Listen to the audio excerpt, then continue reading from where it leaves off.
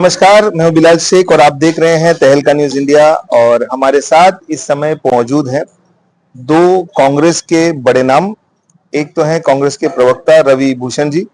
रवि भूषण जी नमस्कार और आपका स्वागत। साथ ही हैं कांग्रेस के जिला उपाध्यक्ष सोहेल खान साहब। सोहेल खान साहब, आपका बहुत बहुत स्वागत। तीखे सवाल जरूर होंगे। आशा करूंगा रवि किशन जी आप इसका सीधा और खुला जवाब देंगे। पहला सवाल आ रहा है आपके पास कि क्या कांग्रेस की कोई मजबूरी थी इस गठबंधन के लिए? देखिए, इसमें बहुत सारी बातें हैं। पहली बात तो यह है कि कांग्रेस की मजबूरी बिल्कुल नहीं थी, मैं स्पष्ट तौर पे कहूंगा, क्योंकि पिछले विधानसभा चुनाव में आप देखोगे तो पूरे वसई विरार में लगभग 80,000 लोगों ने हमें वोट दिया है और वोटिंग परसेंटेज भी मतलब 50% ही होता है। तो आप ये मान के चलिए कि 1,60,000 लोगों ने बाहर निकल के हमें वोट दिया है। तो कांग्रेस का जनाधार लगातार वसई विरार नाला सोपारा नाय गांव में बढ़ रहा है। तो इस दूसरी बात इसमें जोड़ना चाहूंगा कि आप किसी से भी पूछिए, अभी तक कहीं भी कोई ऑफिशियली अनाउंसमेंट नहीं किया गया है कि कांग्रेस पार्टी ने किसी तरह का गठबंधन किया है। किसी के साथ कोई गठबंधन होता है, जैसे हर्षवर्धन सतपाल साहब ने 28 तारीख को वंचित विकास अघाड़ी के साथ जो किया गठबंधन, तो उसमें पहला काम क्या किया सतपाल साहब ने कि उन्होंने संयुक्त प्रेस कॉन्फ्रेंस किया।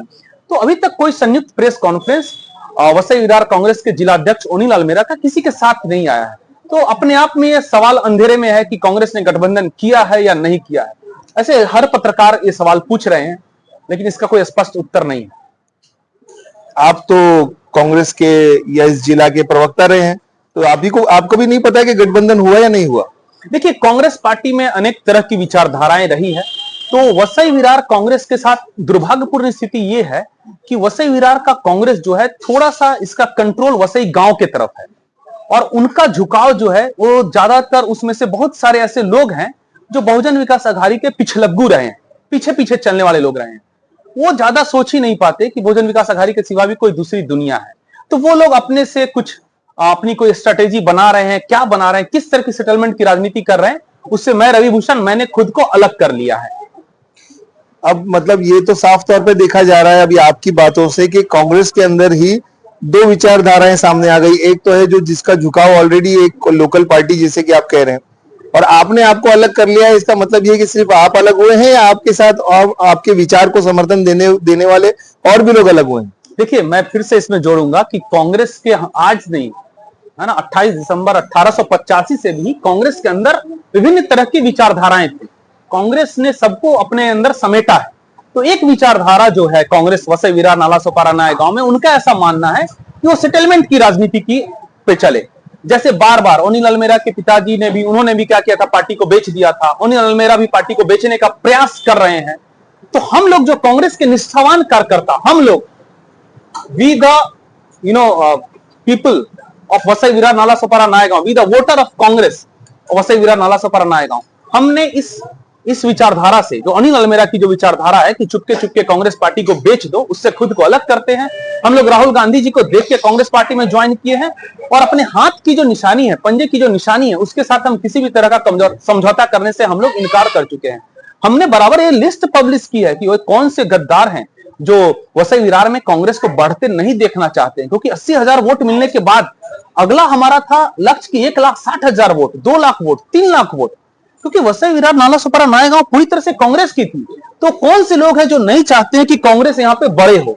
तो इन लोगों के साथ ओनिल अलमेरा मिले हुए हैं और बहुत सारे लोग मिले हुए हैं जिनका सोशल मीडिया में लिस्ट हमने पूरा पब्लिश किया, जो सोशल मीडिया में चल रहा है।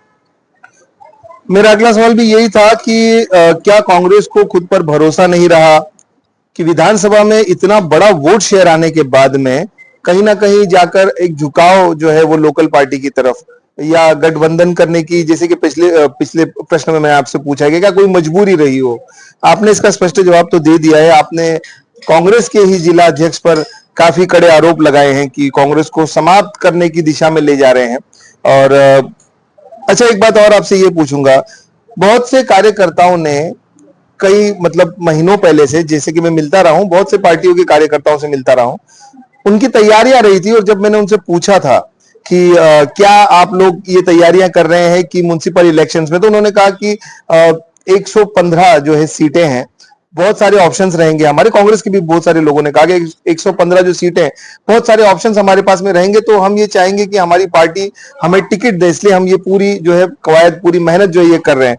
पर अब इस तरीके से हमारे पास जो अनऑफिशियल न्यूज आई है उसमें ये कहा गया है कांग्रेस को 6 से 8 सीट ही बस लगभग कहीं मिली है, तो बाकी जो कार्यकर्ता है क्या इनका मनोबल नहीं टूटेगा? बिल्कुल का मनोबल टूटेगा, इसीलिए कार्यकर्ताओं में बहुत रोष व्याप्त है। और पिछले विधानसभा चुनाव में आप देखिएगा तो वसई और नाला सोपारा आप दोनों को जोड़ लीजिए तो हर बूथ पे कांग्रेस का वोटर आया है और हाथ की निशानी का बटन दबाया है। यदि आप पूरी के पूरे 115 सीट पे नहीं लड़ेंगे तो उस वोटर के साथ गद्दारी होगी जो कि कांग्रेस में अपनी आस्था रखता है, कांग्रेस में अपना विश्वास रखता है, जो राहुल गांधी के प्रयासों की सराहना करता है। और राहुल गांधी आज भारत के नहीं विश्व के बहुत बड़े लीडर माने जाते हैं और इंडिया के तो होप राहुल गांधी हैं। तो राहुल गांधी जी के उस प्रयास को बहुत बड़ा धक्का लगेगा, जैसे अनिल अल्मेड़ा जिस रास्ते पे चल रहे हैं। और ऐसा बात नहीं हमारे पास प्लान नहीं था, हमने भी एक प्लान और प्रपोजल दिया था अनिल अल्मेड़ा जी को, जिसमें हमने स्पष्ट किया था कि 115 सीटों में से कम से कम 30 सीटों पे हम पूरी ताकत से लड़े और बाकी सारी सीटों पे हम कांग्रेस के प्रतिनिधि को खड़ा करें, लेकिन हर सीट पे कांग्रेस का प्रतिनिधि होना चाहिए ताकि कांग्रेस पार्टी का विस्तार हो। यह एक सुनहरा मौका था वसई विरार नाला सोपारा नायगांव में कांग्रेस पार्टी को विस्तार करने का, जिसको अनिल अल्मेड़ा ने बुरी तरह से खो दिया। तो इससे साबित होता है अनिल अल्मेड़ा किसी के मैनेजर हो सकते हैं, बट अनिल अल्मेड़ा लीडर नहीं है। He is the person who cannot lead Congress party in Vasai Virar, he can just manage Congress party, और मैनेज भी कर रहे हैं किसी के बिहाफ पे, सेटलमेंट के साथ मैनेज कर रहे हैं। क्या ये जो भी अभी जो फैसले हुए हैं कांग्रेस के अंदर, ऑफिशियल गठबंधन जो कहा जा रहा है कि नहीं पता चला है अभी भी, तो क्या अंदरूनी मीटिंग जब होती है कांग्रेस की, अनिल अल्मेड़ा जिनका नाम आप ले रहे हैं वो जिलाध्यक्ष हैं इस समय, तो क्या इन्होंने कोई मीटिंग आपस में ली हो आप सभी लोगों को, पदाधिकारियों को बिठाकर कि हमें आगे क्या करना है और हम इस तरीके से प्रस्ताव ले जा रहे हैं, गठबंधन होगा नहीं होगा, अगर होगा तो क्या पॉलिसी होगी, अगर नहीं होगा तो क्या पॉलिसी होगी? ये तो चुनाव अब आए हैं पर तैयारियां तो पिछले 2-3 महीनों से वैसे ही शुरू हो जानी चाहिए थी, क्या ये सब हुआ है? बिल्कुल हाँ, तो जैसे कि आपने बताया हम सभी लोग कांग्रेस पार्टी के यहाँ एक तरह से बोले तो एक प्रमुख जिम्मेदारी को निभा रहे हैं। तो अनिल अल्मेड़ा का ये काम था हम सभी के साथ सामने बैठ के अपनी बातें को स्पष्ट रखे कि हमारे पास विभिन्न तरह के विकल्प मौजूद है। एक विकल्प जो मैंने सुझाया था कि सारे के सारे 115 सीटों पर कांग्रेस के प्रत्याशी को खड़ा करो, तो मेरे विकल्प को क्यों ना कहा गया, इसको भी कोई जवाब नहीं है अनिल अल्मेड़ा के पास। और अनिल अल्मेड़ा के पास अपना क्या विकल्प है वो आज तक श्योर नहीं है। तो ये श्योर कब होंगे? जिस दिन वोटिंग का दिन आ जाएगा उस दिन अनिल अल्मेड़ा बताएंगे कि हमारा बहुजन विकास अघाड़ी के साथ गठबंधन हुआ है कि नहीं हुआ है। अनिल अल्मेड़ा, प्रकाश रॉड्रिक्स, किरण शिंदे, बड़े आश्चर्य की बात है अपने विजय पाटिल साहब किस तरह से इनके बहकावे में आ गए। बड़ा दुख हुआ विजय पाटिल साहब को उनके खेमे में जाते हुए देख के। तो हम लोग कांग्रेस के निष्ठावान, मेरा अगला प्रश्न भी यही था, विजय पाटिल साहब को लेकर के आप जो है अपने उत्तर में मेरे प्रश्न को जंप कर रहे हैं, मतलब सारी चीजें आप एक साथ सीक्वेंस वाइज खुद ही बता रहे हैं जो मेरे प्रश्न थे। सोहेल खान साहब कुछ कह रहे थे, क्या है? विजय पाटिल साहब का इस तरीके से वहां पर आत्मसमर्पण करना हमारे लिए बहुत शॉकिंग है, क्योंकि कोई भी कांग्रेस का कार्यकर्ता ये सोच ही नहीं सकता कि विजय पाटिल साहब वहां पर गठबंधन कर लेंगे। ये हमारे लिए खुद के लिए शॉकिंग है। विजय पाटिल साहब की जहां तक बात करें तो एक आपसे ये पूछना चाहूंगा, मेरे पास अनकंफर्म्ड रिपोर्ट्स हैं कि विजय पाटिल साहब के घर से जो है वो 2 टिकटें जो है उन्हें मिली है और वो लड़ रहे हैं बहुजन विकास अघाड़ी के जो यहाँ की लोकल पार्टी उनके सिंबल पर। क्या ये सही बात है? इसमें 2 बातें हैं। पहली बात तो आज के दिन में विजय पाटिल साहब के पास कांग्रेस का कोई भी पद नहीं है, वो किसी भी पद पे नहीं है जी। तो भाई कोई भी बाहरी आदमी जो बहुजन विकास अघाड़ी का खुद को मुखिया बोलता है वो विजय पाटिल साहब से बात ही क्यों कर रहा है, किस अथॉरिटी के साथ कर रहा है? सिर्फ इसलिए क्योंकि उनके पास पैसा है। पैसे पे तो राजनीति नहीं चलती ना। दूसरी बात, अब विजय पाटिल साहब जो हैं कांग्रेस के किसी भी पद पे नहीं है, तो उनका पर्सनल मत है वो किसी भी पार्टी से लड़े। वो बहुजन विकास अघाड़ी से लड़ सकते हैं, वो यूबीटी से लड़ सकते हैं, वो कांग्रेस से भी लड़ सकते हैं, वो शिंदे सेना के साथ लड़ सकते हैं। तो और उनके घर का कोई भी आदमी उम्मीदवार किसी भी पार्टी से लड़े, उनका पर्सनल मत है। हम लोग इस पे ज्यादा टीका टिप्पणी नहीं करना चाहते। क्या लगता है आपको इस गठबंधन से, अगर गठबंधन हुआ है सपोज, तो इससे किसको फायदा होगा? क्योंकि अगर कांग्रेस खुद से गई है गठबंधन करने के लिए तो ज्यादातर जो है फायदा वो सामने वाली पार्टी जो है वो उठाएगी, ये तो नेचुरल सी बात है।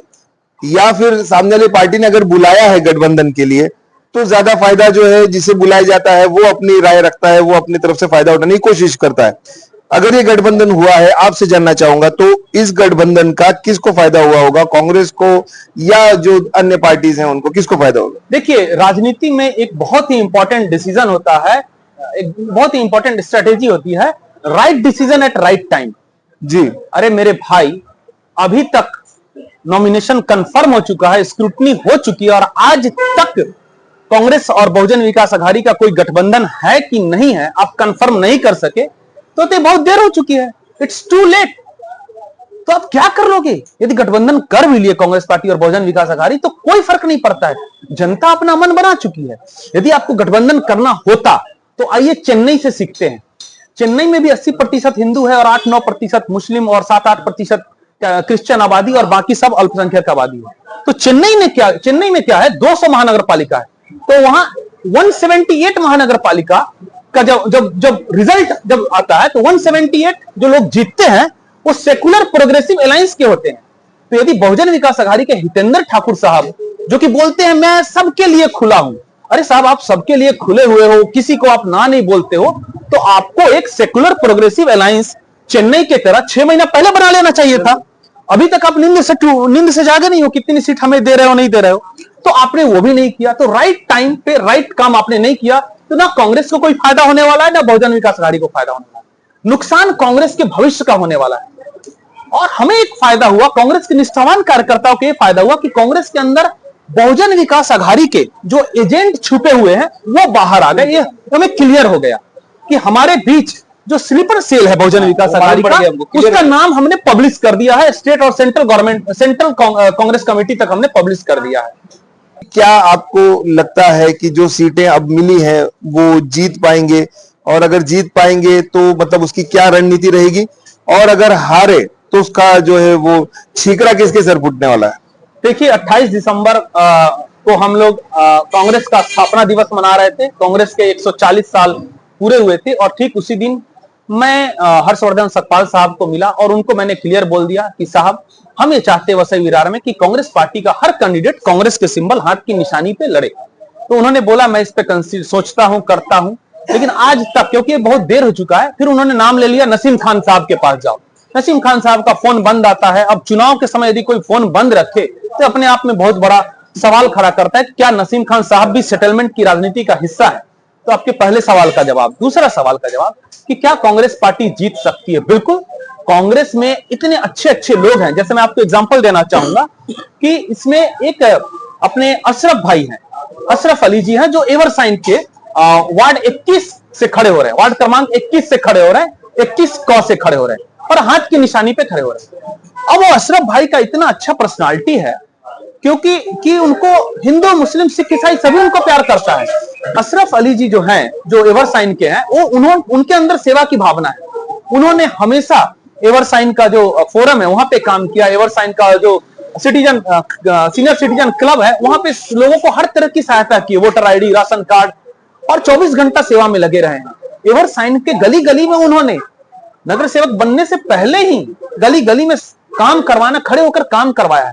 तो भारतीय जनता पार्टी के और बहुजन विकास आघाड़ी के लोग भी अशरफ अली जी के फैन हैं, ये मैंने अपनी आंखों से देखा है, और रिटर्न में भी उन्होंने अप्रिशिएट किया है अशरफ भाई के काम को। तो हमारे पास, और अशरफ भाई पढ़े लिखे और स्वच्छ छवि के आदमी हैं, तो हमारे पास ऐसे लोग हैं जिनको जनता के सभी वर्गों का आशीर्वाद और प्यार है, वो बिल्कुल जीत सकते हैं वार्ड 21 से, मुझे ऐसा लगता है। और ऐसे कई लोग हैं सर। आपने जिस तरह से कहा कि अशरफ अली साहब जिनके बारे में आप बता रहे हैं कि उन्होंने तैयारियां की, लोग उनके साथ जुड़े हैं, ऐसी तैयारियां तो और भी कार्यकर्ताओं ने की है, काफी लोगों ने ऐसी तैयारियां की है कांग्रेस में। क्या उनका विरोध नहीं झेलना पड़ेगा अब?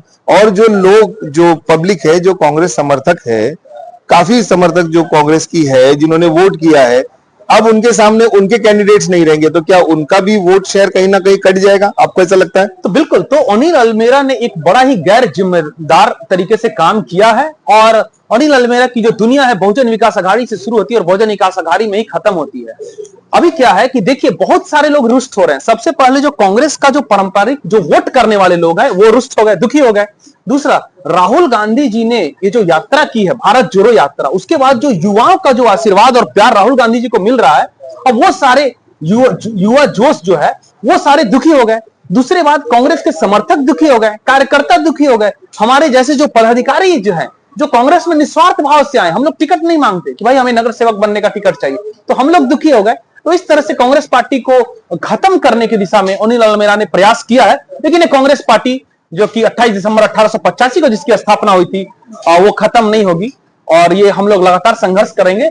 और जो निष्ठावान कांग्रेस के जो लोग हैं, वो हम लोग अपना एक अलग ग्रुप बनाएंगे और कांग्रेस को दिन दुगुनी रात चौगुनी नीति वसई विरार नाला सोपारा नया गांव में कराएंगे। और आने दीजिए जो चुन के आता है, देखेंगे अगले 4 साल, हम अगले 4-5 साल कांग्रेस के निष्ठावान कार्यकर्ता आपको सड़क पे काम करते जरूर दिखेंगे। एक मैसेज खान साहब आपकी तरफ से। कांग्रेस पार्टी का हर कार्यकर्ता, हर पदाधिकारी सभी वर्ग के लिए काम करता है और हमेशा सिर्फ सेवा के लिए काम करता है, ना कि कोई इलेक्शन लड़ने के दिल में आशा रख के काम करता है। और हमको टिकट नहीं मिला या दिया नहीं गया, ये जो भी फैसला हमारे जिला अध्यक्ष ने लिया है, ये उनका ठीक है, उनका पर्सनल ये डिसीजन है, ये पार्टी का डिसीजन नहीं है कहीं से कहीं तक।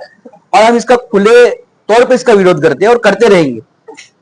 मगर हम वसई विरार के अंदर पार्टी को बढ़ाने का काम करते आए थे, करते रहेंगे और हमें इस काम से ना कोई रोक सकता है। हम कांग्रेस के राहुल गांधी जी के बब्बर शेर हैं, हम किसी से डरते नहीं हैं। हम जिस पार्टी का, जिन लोगों का सालों से विरोध करते हैं, उनके साथ खड़े होकर आज हम उनका झंडा थामकर नहीं चल सकते, ना हम उनके साथ कोई काम कर सकते हैं, क्योंकि उन्होंने कभी जनता के लिए कोई काम ही नहीं किया है। हम 10 साल से हम कांग्रेसी है जिन्होंने कोरोना काल में भी काम किया, जो कोरोना जाने के बाद लोगों की मदद के लिए खड़े रहे और आज भी खड़े और आगे भी खड़े रहेंगे।